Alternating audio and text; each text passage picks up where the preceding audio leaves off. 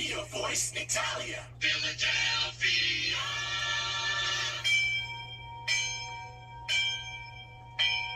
Class is now in session. Christopher Columbus University is on air from Philadelphia and broadcasting worldwide from within the shadow of Marconi Plaza.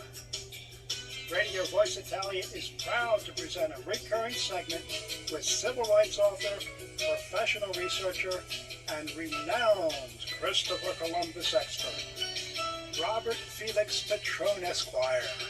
Buongiorno tutti, and welcome to Radio Voice Italia's Christopher Columbus University, where we teach you the truth about the greatest hero of the 15th and 16th centuries, Christopher Columbus, and update you on the international efforts to preserve Christopher Columbus's legacy. I'm your host, Professore, Robert Petrone.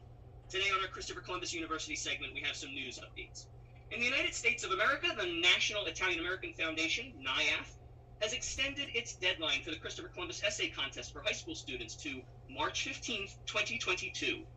3 outstanding essays will be chosen for cash prizes, and the first prize winner will also win an all-expense-paid trip to Washington, D.C., the District of Columbia, to read the essay at the Columbus Day event in Washington.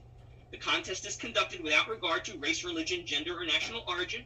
Essays must include, among other things, citations to non-internet sources. And mind your facts, boys and girls, because I, il Professore, will be watching. Please get a pen, listeners. In Syracuse, New York, the Onondaga Historical Association, while claiming to remain neutral in the dispute over the city's Christopher Columbus Monument in Columbus Circle, has nevertheless posted to their website several anti-monument opinion pieces and news stories, including Mayor Ben Walsh's bigoted statements favoring the monument's removal, but not one story or opinion piece in favor of the monument. That's not neutral! Tellingly, Mayor Walsh is offering to pay the OHA an ongoing fee to help destroy the monument and curate the, quote, reimagined space. Well, there you go, folks. Once again, the love of money is the root of all evil. The OHA website also falsely proclaims that its advisory commission wants to, quote, work with the Italian-American task force to maintain an Italian presence in the new park. Well, how about this, advisory commission? Don't take down the Columbus statue. That's all the Italian presence our community requires. Tellingly, this Italian-American task force does not include a single member of the Syracuse's Columbus Monument Corporation, which donated the funds to restore and commemorate the Columbus Monument for nearly a century. Listeners, please email OHA Executive Director Greg Tripoli, that's Greg with 2 G's at the end, and Tripoli, like the capital of Libya, and tell him to preserve the Columbus Monument and remove the anti-monument agitprop from their website. His email address is greg.tripoli@cnyhistory.org. That's Greg with 2 G's at the end, Tripoli at the letters cnyhistory.org. In New York City, award-winning Hispanic American reporter, columnist, radio and television show host, and journalism professor at the City University of New York recently wrote a forceful defense of Christopher Columbus Day and its importance to both the Italian-American and Latino communities in not only the United States, but in all of the Americas. Published on the website hiddenhispanicheritage.com, Professor Perez advocates celebrating the tribal peoples of the Americas on a separate day than Columbus Day and writes, quote, bitter protests against Columbus on the day when so many other people are rejoicing and expressing pride in their Spanish and Italian heritage is divisive and in very poor taste, to say the least, end quote.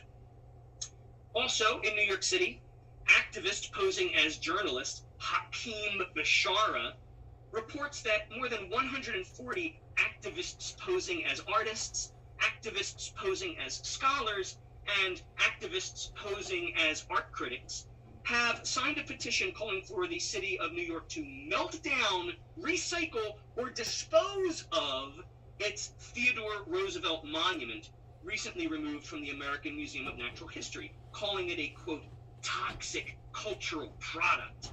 because, despite the statue's inclusion of sculptures of a proud member of the tribal peoples of the Americas and a proud person of African descent, the statue is supposedly racist because, get this, President Roosevelt is sitting on a horse.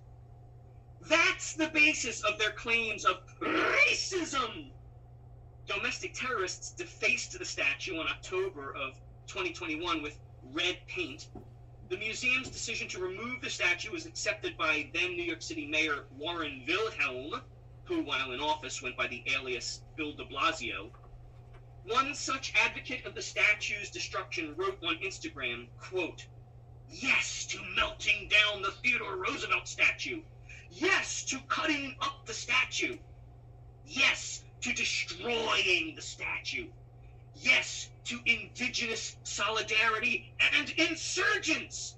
Yes to decolonization. Yes to land back. Yes to abolishing the museum. Yes to anti-capitalist worlds." Well, well, well. The villain reveals itself. Now, listeners, I'm well aware that Theodore Roosevelt, when he was President Benjamin Harrison's new appointee to the United States Civil Service Commission, endorsed the 1891 mass murders of Italian Americans in New Orleans that later resulted in the institution of Christopher Columbus Day as an atonement for the murders, which were the largest mass lynching in American history. I'm well aware that Roosevelt called the lynchings a rather good thing. Do I think his statue should be torn down and destroyed? No, of course not. Do I think his statements were awful and bigoted? Yes, I do. Do I think he really hated Italian Americans? No, I doubt that. But there is something bigger here about the removal of statues of past presidents of the United States. Something insidious. Something un-American. Something anti-American. And it must be stopped. Notice that the hate mongers who call for the statue's destruction don't offer alternatives, like separating the three figures in the statue and giving each its own pedestal of whatever height is necessary to uplift the figures on foot. Because that's not what it's really about.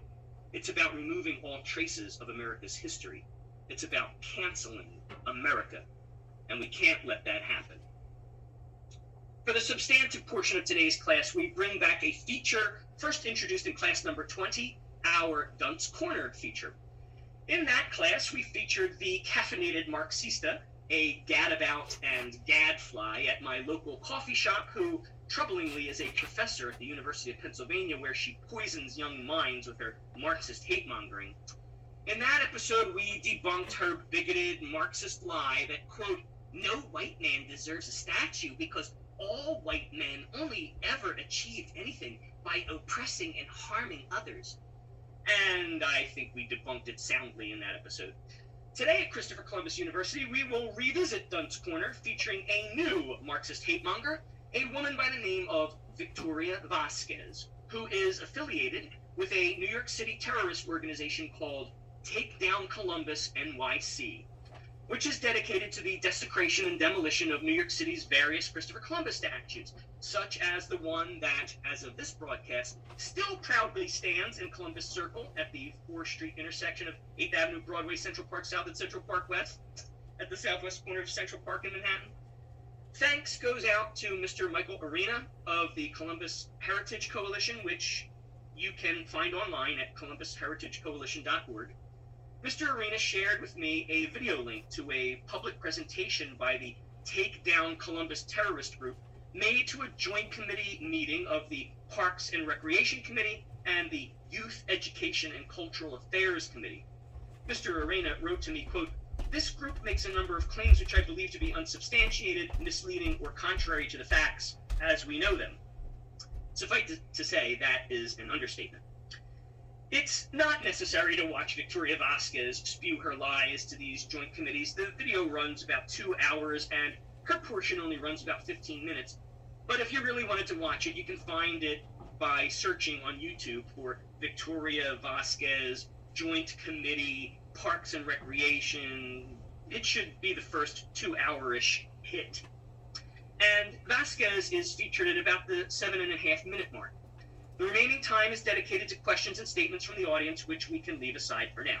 So let's discuss the statements made by our new dunce in Dunce Corner, Victoria Vasquez, of the New York City terrorist organization Down Columbus NYC. Shortly after being introduced, Vasquez claims that the members of her terrorist organization have a background in, quote, education, social work, and mental health. Yet, she demonstrates by what follows that she is very uneducated about Christopher Columbus. She claims their mission is to, quote, re-educate the community on the complete identity of Columbus. Her choice of words is telling. The term re-education was a term used by the communists of the 20th century to refer to the indoctrination of, for example, Romanians, which was conducted by use of violence at the Pitești and Gherla prison camps.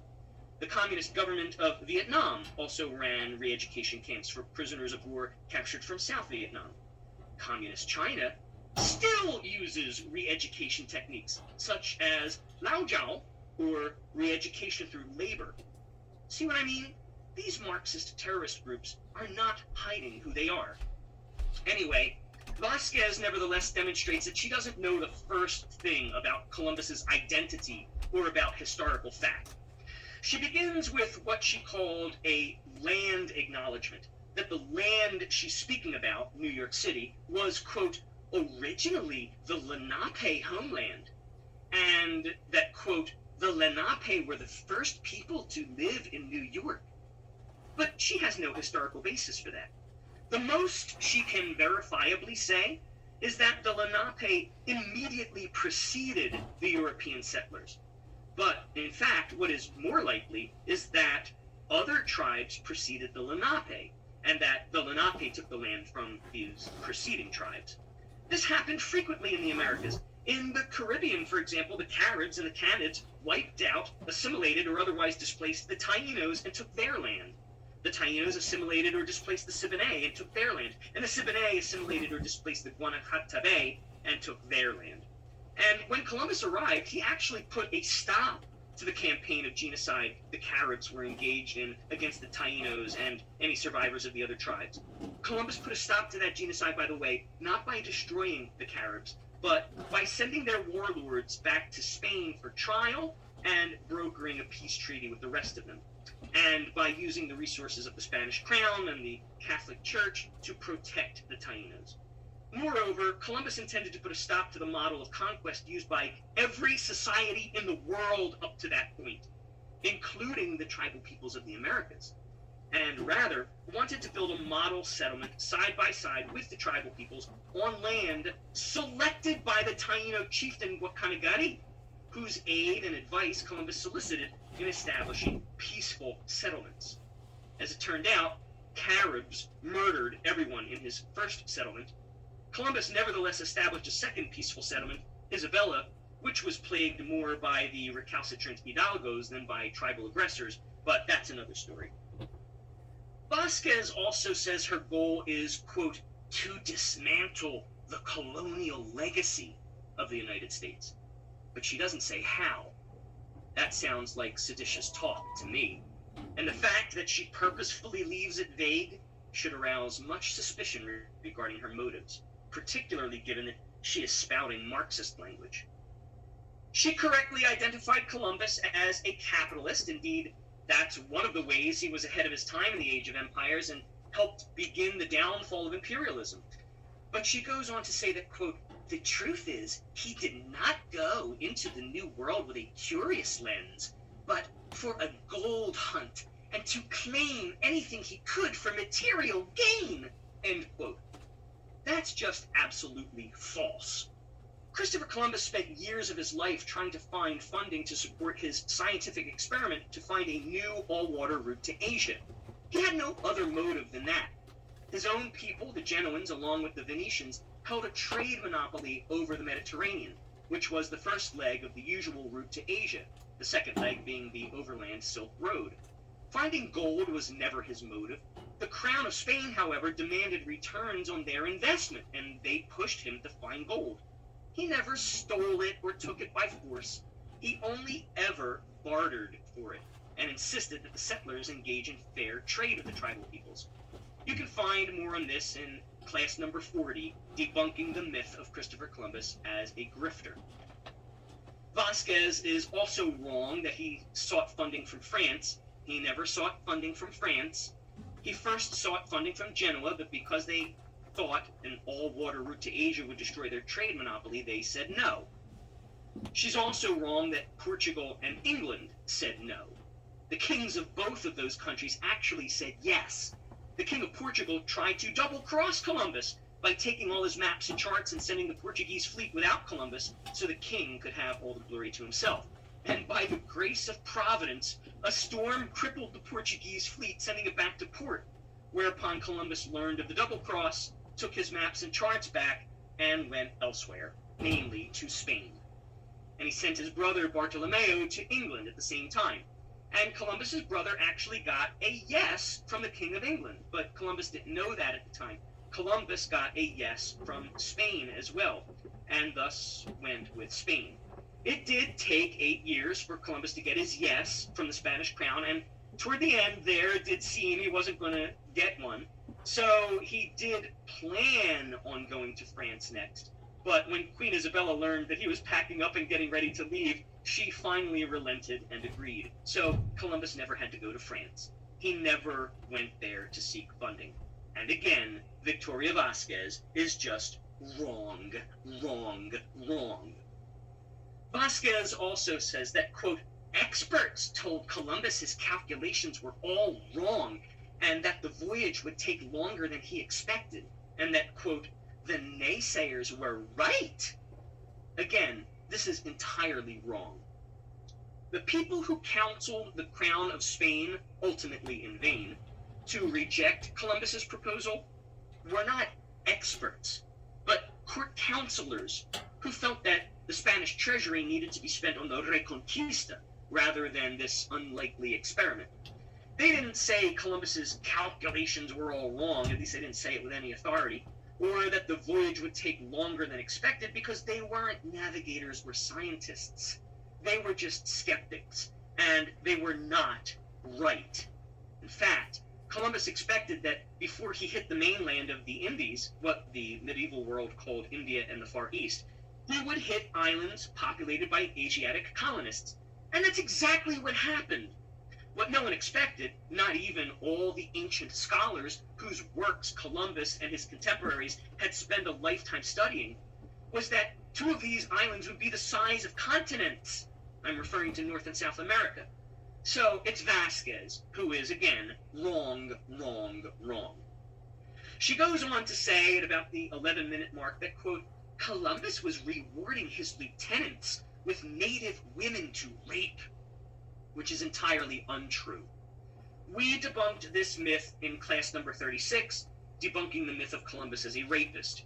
You can listen to that episode at Radio Voice Italia's archives, so I won't repeat it all again here. While Vasquez spews this lie, she shows a graphic reading, quote, 100 castellanos are as easily obtained for a woman as for a farm, and it is very general, and there are plenty of dealers who go about looking for girls. Those from 9 to 10 are now in demand, end quote. She calls this, quote, a letter from Columbus to a friend. Again, Vasquez is wrong. Columbus wrote something like this to Doña Juana de Torres, the governess of Prince John, the son of King Ferdinand and Queen Isabella, to complain about the Spaniards and Portuguese who had come in his wake and begun enslaving the Taínos. He was demanding the Spanish crown do something about it and put a stop to it. Columbus certainly did whatever he could to thwart the slaving efforts of the Spanish settlers and Portuguese slave traders. It's patently obvious Vasquez has not read the primary sources, but just believes whatever bunk she reads on the internet. Vasquez's reference to his lieutenants raping women is a reference to a single incident involving one lieutenant, not plural, Miguel de Cuneo. This officer of Columbus's 16-ship fleet had beaten and engaged in coitus with a Carib woman who had attacked Spanish settlers and murdered one of them. But there is no evidence whatsoever that Columbus even knew about Cuneo's misdeeds.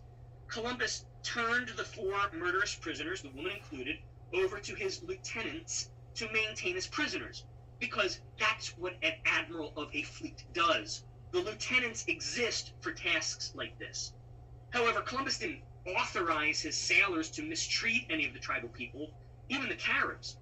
In fact, all evidence indicates that Columbus had no idea about this incident, partly because, if you believe the account written by Cuneo, the woman never reported the incident and even began taking a proactive role in the sexual acts. There is no evidence that Columbus ever saw Cuneo's written account either. So again, Vasquez is wrong, wrong, wrong. Again, listen to class number 36 for more on this. Vasquez then goes on to falsely claim that, quote, Columbus did not find the gold he expected, and his greed turned to selling Tainos to fund his voyages. That is false, false, false. He found gold. He brought it back to the crown. The crown always demanded more, but he never, quote, turned to selling Tainos. Ever. In fact, as I explained in class number 39, debunking the myth of Columbus as a slave owner, slave trader, Columbus took a stand against the Spanish hidalgos and Portuguese slavers that did try to enslave Tainos. Columbus was the Tainos' most vociferous advocate and protector. He never sold a single slave. Vasquez now is just lying or completely ignorant. I submit that both are the case. Vasquez goes on to say, quote, Columbus's actions enraged the Spanish monarchs. And as Vasquez says this, she shows a quote attributed to Queen Isabella reading, quote, Who is this Columbus who dares to give out my vassals as slaves? End quote. Tellingly, Vasquez does not cite where this alleged quote comes from. That's because it's bunk. The Queen knew exactly who Columbus was. In fact, she was his biggest supporter. King Ferdinand was at worst indifferent to Columbus. Columbus never enraged the monarchs and never gave out the crown's vassals as slaves. This is all lies. The primary historical sources flatly contradict all of this nonsense that Vasquez is saying. In fact, Columbus prohibited the hidalgos from enslaving the Tainos, and when they did so anyway, Columbus shuttled these Tainos to freedom on his 3rd Underground Railroad back to Spain to be liberated. He did this so often, the king and queen had to ask him to stop freeing so many slaves, because they didn't know what to do with all these people in Spain, where the Tainos didn't fit in well and didn't really have the life skills to operate. Vasquez goes on to talk about Friar Bartolomé de las Casas. Now, de las Casas wrote Historia de las Indias, which is the main primary source from which our information comes. De las Casas wrote exceedingly favorably about Columbus in all of the volumes of Historia de las Indias. De las Casas saw Columbus's governorship of the West Indies firsthand, and makes it clear in his Historia that Columbus was beyond reproach. But Vasquez misquotes the passage from De las Casas, falsely attributing atrocities to, quote, Columbus's men. That's false. De las Casas was writing about the atrocities of Francisco de Bobadilla, who ousted Columbus from office by bringing false claims against him, which Columbus defeated in court. Not only did the crown find the claims patently false and dismiss them as calumny, they then wrote a letter of apology to Christopher Columbus for what he'd suffered from Bobadilla, and they put their money where their mouth was by funding Christopher Columbus's 4th voyage. And De las Casas was writing about the atrocities of Nicolas de Ovando, who succeeded Bobadilla. Both of these men were the arch nemeses of Christopher Columbus, who constantly fought against their atrocities. Again, tellingly, Vasquez fails to cite where this passage she recites comes from. That's so you can't tell that she's conflating Christopher Columbus with Bobadilla and Ovando. It wasn't Columbus's men that did this. It was Bobadilla and his men, and then Ovando and his men. Vasquez, again, is a liar of the most pernicious sort, saying not only what is untrue, but what is the opposite of what is true. She claims that, quote, for these atrocities that are well documented, a royal commissioner brought Columbus back to Spain in chains. No! Columbus wrote to the crown asking them to send someone the recalcitrant hidalgos would listen to, because they wouldn't listen to Columbus, being that he was a low-born foreigner. So the crown sent Bobadilla. But they told Bobadilla that if he found any wrongdoing by Columbus, Bobadilla could take the lifetime hereditary title of viceroy and oust Columbus.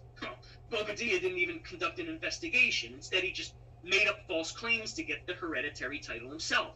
Bobadilla sent Columbus back to Spain in chains and stayed behind to commit untellable atrocities in Columbus's absence. Bobadilla knew that when Columbus got back to Spain, the jig would be up. Bobadilla told the hidalgos, "Take as many advantages as you can, because we don't know how long this will last." That's in History of the Indies, Book 2, Chapter 1, Ms. Vasquez. And that's exactly what happened. Columbus got back to Spain, gave his evidence, and defeated the slander, and ousted Bobadilla from office.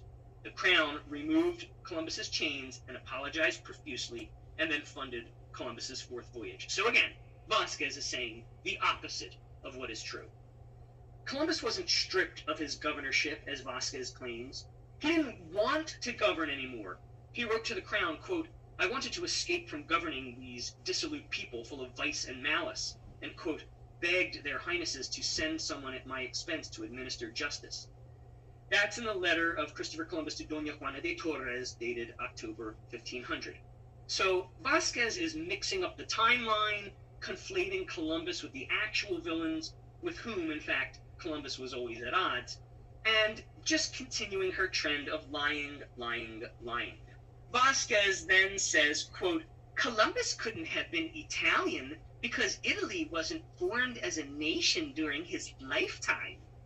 Now that's just completely ignorant.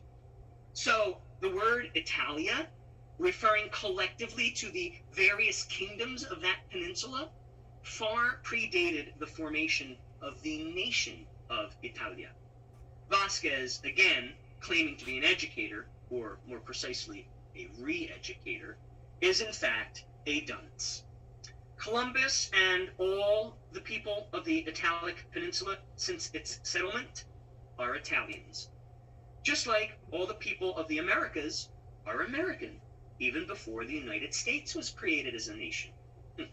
Columbus was genuine. We know that, and I provide all the evidence of that in class number 6, titled Debunks, or Christopher Columbus's DNA. Genoa is now part of Italy, so Columbus was Italian. His native language was Genoan, which is a dialect of Italian. Vasquez says that Columbus, quote, "did not discover a new nation." Yeah, but no one ever said he discovered a new nation. We say he discovered the Americas, which he did, in the sense that he brought the existence of the Americas to light, to the rest of the world. This is just semantic gamesmanship on Vasquez's part. Vasquez says Columbus, quote, "did not reveal that the earth was round." Again, no one says he did.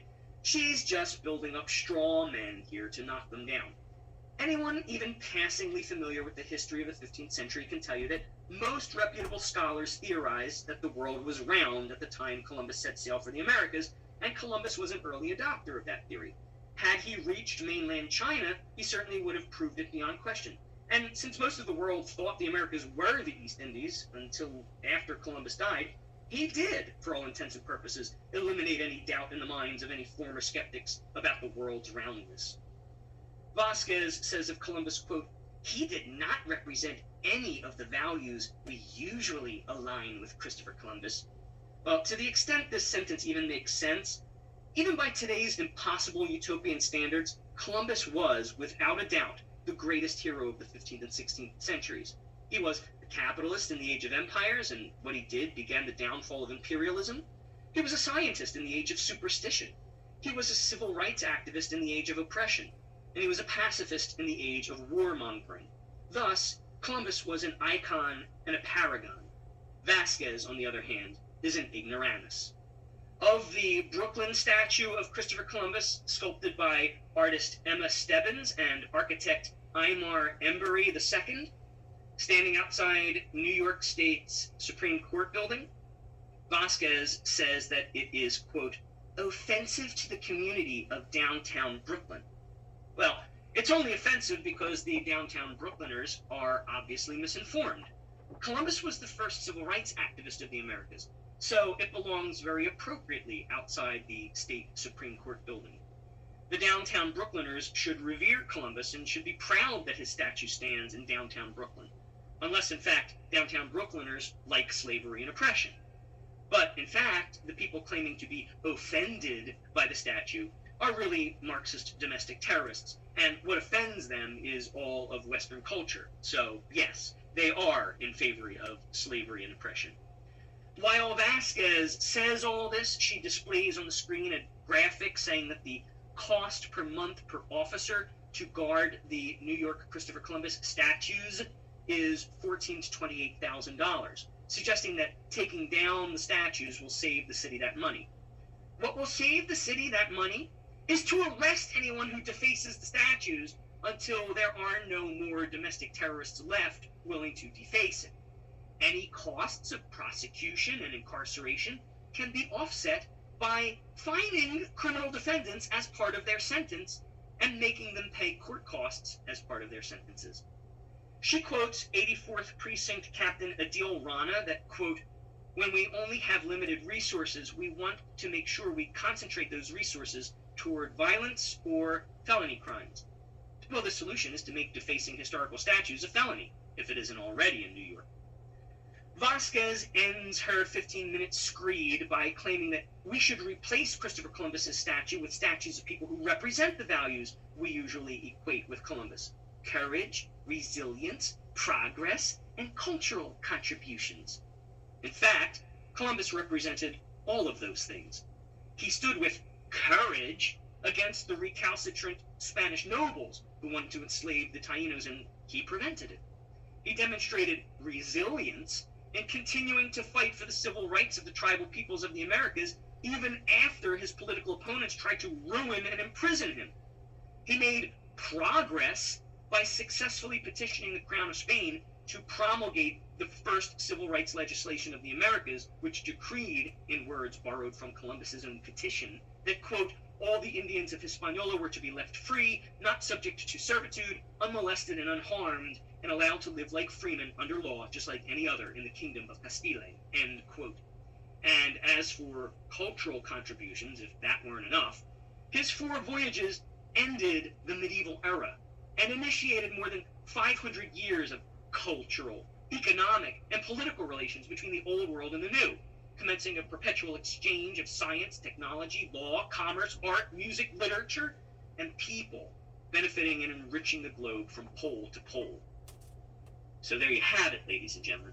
Every single word out of the mouth of Victoria Vasquez in her joint committee meeting with Parks and Recreation and with Youth Education and Cultural Affairs is just false, false, false. Why is she lying to city administrators and educators? Because she is a Marxist agitprop terrorist who employs propaganda, like Tokyo Rose and Axis Sally. Vasquez's techniques are not new, nor are they true, nor are they educational. They are not even re-educational. Her propaganda, rather, is anti-educational. And for that reason, Victoria Vasquez of Take Down Columbus NYC has earned her immortal place in Christopher Columbus University's Dunce Corner. And that's today's class. For more news, articles, and resources about Christopher Columbus as the first civil rights activist of the Americas, icon of Western culture, paragon of Catholic virtue, and greatest hero of the 15th and 16th centuries, visit preservecolumbus.us. That's Preserve Columbus, rendered as one word, .us. And post a little note of appreciation for our webmaster, Tom LaCosta. I'm your Professore, Robert Petrone. A presto! Radio Voice Italia.